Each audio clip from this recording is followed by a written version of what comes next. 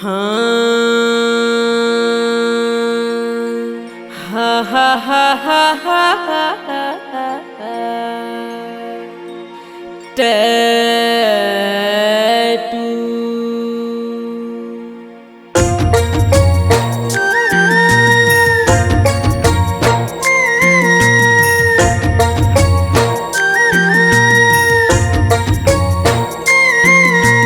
नकल अकल के सबो सकल के काया माते राम गोदाले कृष्ण कन्हैया शंकर भोला टैटू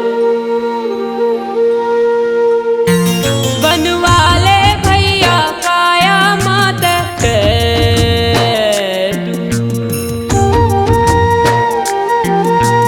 नकल अकल के सबो सकल के काया माते राम गोदाले कृष्ण कन्हैया शंकर भोला टैटू बनवाले भैया काया माते टैटू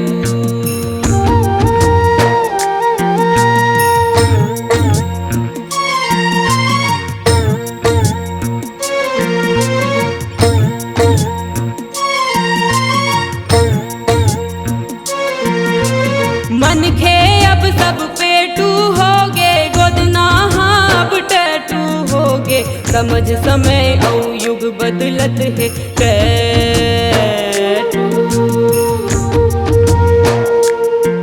बनवाले भैया काया माते टैटू बनवाले भैया काया माते टैटू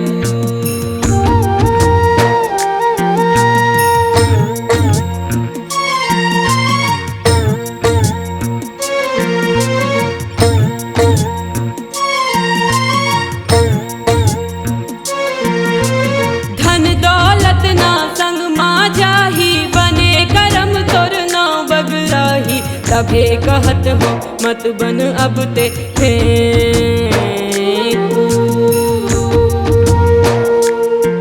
बनवाले भैया काया माते टैटू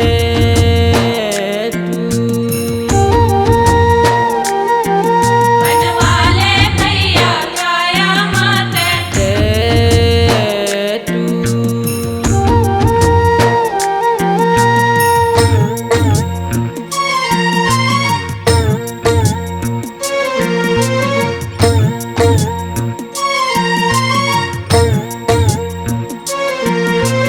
धर्म अलग है करम अलग है सबके मन के मरम अलग है फिर सब मन के एक हो जाते टैटू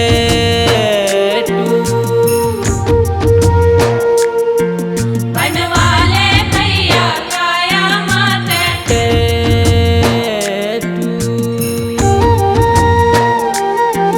बनवाले भैया काया माते टैटू